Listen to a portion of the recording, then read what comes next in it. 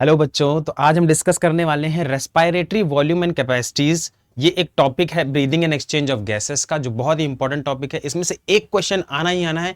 बच्चे इसमें अक्सर कंफ्यूज हो जाते हैं, तो चलिए टाइम वेस्ट नहीं करते हैं और स्टार्ट करते हैं। ठीक है, ध्यान से पढ़ना है अपने को। चलिए, द कोर बिल्डिंग ब्लॉक्स। तो सबसे पहले हम कुछ वॉल्यूम्स को समझ लेते हैं। कुछ वॉल्यूम्स को समझने के लिए देखते हैं कि जैसे कि हमारा है inspiratory reserve volume, tidal volume, expiratory reserve volume, residual volume. भैया ये चार वॉल्यूम अगर दिमाग में बैठे हुए हैं तो सारा ये कॉन्सेप्ट पूरा दिमाग में क्लियर रहेगा। ठीक है, इससे ही आप अदर कैपेसिटी डिराइव कर लोगे। चलिए पहले देखते हैं tidal volume. Volume of air inspired और एक्सपायर्ड ड्यूरिंग नॉर्मल एक्सपिरेशन और इंस्पिरेशन। मतलब हम नॉर्मल सांस लेते, देखिए टाइडल वॉल्यूम क्या हुआ, नॉर्मल सांस लीजिए, ये हमारा है टाइडल वॉल्यूम। ये नॉर्मल इंस्पिरेशन किया हमने, ठीक है। अब नॉर्मल एक्सपिरेशन कीजिए, ये भी टाइडल वॉल्यूम है। ठीक है, इसकी वैल्यू कितनी होती है, यहां पे दी है 500 ml। कितनी होती है, 500 ml। अच्छा, अब ये 6000 से 8000 कैसे है भैया? ब्रीदिंग रेट आपको पता है 12 से 16 होता है। ठीक है, तो अब 12 को मल्टीप्लाई करोगे ना 500 से तो कितना आएगा, 6000 आ जाएगा, नहीं आ जाएगा बताओ? अब 16 को अगर मल्टीप्लाई कर दो इसी से तो कितना आ जाएगा बेटा, 8000 आ जाएगा। ठीक है, तो वही बता रहा है इसको। ओके, अब आता है second volume, inspiratory reserve volume. अच्छा, inspiratory reserve volume, a person can inspire forcefully, जो इंस्पायर कर सकते, जैसे हमने नॉर्मल सांस ली, ये हमारा हो गया टाइडल वॉल्यूम। अब ये जो पूरी ताकत लगा के जो सांस खींच रहे हैं, इसको बोलते हैं इंस्पिरेटरी रिजर्व वॉल्यूम। ठीक है, और अब आता है एक्सपायरेटरी रिजर्व वॉल्यूम। अब ताकत लगा के सांस जो खींच रहे हैं, ताकत लगा के सांस छोड़ते भी तो हैं। जैसे कि पहले हम लेते हैं नॉर्मल सांस छोड़ते हैं, ये हो गया हमारा टाइडल वॉल्यूम। ठीक है, फिर उसके बाद पूरी ताकत लगा के सांस छोड़िए, देखिए ये क्या है, ये जो वॉल्यूम है ये है ERV, यानी expiratory reserve volume. A person can expire by forcible expiration. ठीक है, चलिए ये तीन कॉन्सेप्ट क्लियर।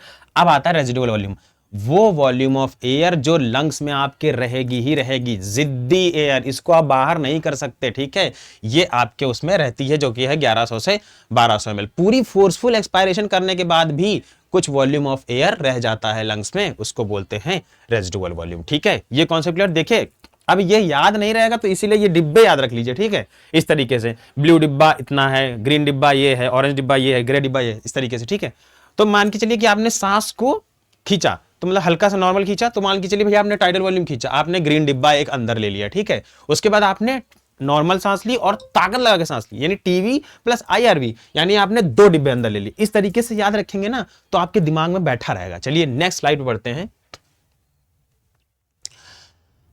क्या है इंस्पायरेटरी कैपेसिटी और एक्सपायरेटरी कैपेसिटी, ये आपको ना बस डिराइव करना है, ये कोई अलग नहीं है, बस डेरिवेशन है एक तरीके से। देखिए इंस्पायरेटरी कैपेसिटी में बेसिकली क्या आता है, total volume of air a person can inspire after a normal expiration. ठीक है, तो बेसिकली इंस्पायरेटरी कैपेसिटी में टीवी प्लस IRV मिल जाता है। ठीक है, अभी बताया था मैंने आपको। अब देखिए इंस्पायरेटरी कैपेसिटी को देखिए, नॉर्मल सांस लीजिए, फिर उसके बाद पूरी ताकत लगा के, तो ये जो टोटल सांस है, टोटल आपने जो एयर को खींचा है, ये है हमारा क्या, इंस्पायरेटरी कैपेसिटी। ठीक है, इसी तरीके से आप टोटल एक्सहेल भी कर सकते हैं। नॉर्मल को सांस छोड़ना है, नॉर्मल सांस छोड़िए, फिर उसके बाद पूरी ताकत लगा। ठीक है, तो ये दोनों मिला के क्या हो गया, टीवी प्लस ERV, तो ये हो गया एक्सपायरेटरी कैपेसिटी। सिंपल है यार, एक्सपायरेटरी कैपेसिटी तो टीवी प्लस ERV। ठीक है, इंस्पायरेटरी कैपेसिटी आई है तो टीवी प्लस IRV। ठीक है, ये चीज याद रखिएगा। तो 4 वॉल्यूम उधर पढ़ लिए, 2 ये पढ़ लिए। ठीक है, चलिए आगे बढ़ते हैं। फंक्शनल रेजिडुअल कैपेसिटी, अब volume of air that will remain in the lungs after normal expiration. भाई हम नॉर्मली ही एक्सपायर करते हैं, कभी नॉर्मल मतलब जो है जब योगा वगैरह करते हैं तब भले हम फोर्सफुल इंस्पिरेशन या फोर्सफुल एक्सपिरेशन करते हैं, लेकिन नॉर्मली हम नॉर्मल एक्सपायर करते हैं। तो नॉर्मल एक्सपायरेशन के बाद जो वॉल्यूम रह जाता है वो बोलते हैं FRC। उसमें क्या क्या आता है, ERV प्लस RV। ठीक है, फोर्सफुल एक्सपायरेशन पे जो एयर जाती वो रह गई, और रेजिडुअल वॉल्यूम वो तो रह ही जाता है। ठीक है, तो ये हो गया हमारा FRC। चलिए आगे बढ़ते हैं। ये याद रखिएगा बेटा, you can never breathe out the RV, it is permanently locked in the lungs. ठीक है, आप कभी भी रेजिडुअल वॉल्यूम को बाहर नहीं निकाल सकते, ये लॉक रहती है लंग्स में। चलिए आगे बढ़ते हैं। मास्टर कैपेसिटीज, अब आती है VC and total lung capacity. Vital capacity बहुत इजी है। वाइटल कैपेसिटी मतलब टाइडल वॉल्यूम आ गया, प्लस जो आपने सांस ली खींच के वो, प्लस ERV, ये होता है the maximum volume of air a person can breathe in after a force expiration. देखिए बहुत ध्यान से, यहां पे बच्चे कंफ्यूज हो जाते हैं, ठीक है। अब बच्चे क्या सोचते हैं, फोर्स एक्सपायरेशन कीजिए, उसके बाद पूरी ताकत लगा सांस खींचिए, तो बच्चे सिर्फ टीवी जोड़ लेते हैं और IRV जोड़ लेते हैं। अरे भैया, जो आपने फोर्सफुल एक्सपायर किया है पहले उसको भी तो वापस लोगे, तो ERV भी तो इंक्लूड हो गया ना। तो TV plus IRV plus ERV, ये हो गया हमारा वाइटल कैपेसिटी। अब टोटल लंग कैपेसिटी, नाम से ही पता चल रहा है टोटल, ठीक है। तो टोटल लंग कैपेसिटी में वाइटल कैपेसिटी तो था ही ERV plus TV plus IRV, उसमें RV जोड़ देना है, रेजिडुअल वॉल्यूम जोड़ देना है, तो आपका क्या आ जाएगा, टोटल लंग कैपेसिटी, ठीक है। अब टोटल लंग कैपेसिटी को एक तरीके से इन्होंने कैसे लिख दिया है कि इन्होंने क्या किया है, रेजिडुअल वॉल्यूम जो है वो बाद में ऐड होता है और इसको वाइटल कैपेसिटी लिख दिया है। सिंपल है, इस तरीके से भी आ सकता है, ठीक है, बहुत इजी, कोई दिक्कत नहीं है। चलिए आगे बढ़ते हैं, बस ये स्क्रीनशॉट ले लीजिए, बहुत सिंपल है। टीवी हमारा 500 ml होता है, IRV हमारा 2500 से 3000 ml होता है, ERV हमारा 1000 से 1100 होता है, रेजिडुअल वॉल्यूम हमारा 1100 से 1200 होता है। अच्छा, थोड़ा सा ध्यान रखने वाली बात क्या है कि ये चीज है, इसमें कंफ्यूज मत होइएगा, ये होता है 1000 टू 1100 और ये होता है 1100 टू 1200, ठीक है। ये बेसिक थोड़ा सा डिफरेंस है, इसको याद रखिएगा। अब इसमें ही खेल करते हैं एग्जामिनर, इसी तरीके से नचाते हैं बच्चों को। इंस्पायरेटरी कैपेसिटी में क्या क्या आता है, EC में क्या आता है, FRC में क्या आता है, VC में क्या आता है, TLC में क्या आता है, ये अगर आपके दिमाग में फिट है, चाहे जितना क्वेश्चन बना लें, जितना बिल्कुल हाइपोथेटिकल क्वेश्चन बना दें, ठीक है। कई बार ऐसा करते हैं कि वो क्वेश्चन आएगा जिसमें टाइडल वॉल्यूम और जो रियल है वो रियल नहीं होगा, कुछ फेक वैल्यूज ऐसे वो दे रखी होंगी, ठीक है। तो कितना भी हाइपोथेटिकल बनाएगा, ये दिमाग में आपके है तो क्वेश्चन आपका गलत हो ही नहीं सकता, ठीक है। चलिए अब एक दो क्वेश्चन भी इसी बहाने देख ही लेते हैं, ठीक है, ताकि आप कंफ्यूज मत हो आगे, ठीक है। सुनिए, what is the volume of air remaining in the lungs even after a forcible expiration। देखिए वही बात आ गई, फोर्सिबल एक्सपायरेशन के बाद भी कौन सा वॉल्यूम हमारे लंग्स में रह जाता है, यानी फोर्सफुल एक्सपायरेशन यानी ERV जो है बाहर कर दी, फिर भी रेजिडुअल वॉल्यूम जो लॉक होती है, जो कभी बाहर नहीं जाती है, वो हमारे लंग्स में रह जाती है, ठीक है।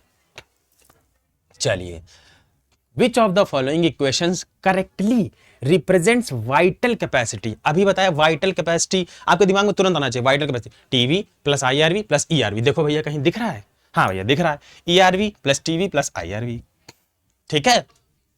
चलिए next question, functional residual capacity includes ERV and which other volume that can never be breathed out.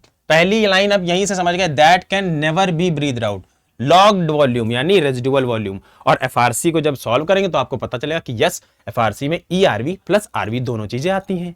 अब लॉग्ड वॉल्यूम पूछ रहा है तो रेजिडुअल वॉल्यूम कहां है, देख लो, रेजिडुअल वॉल्यूम ये है, इजी।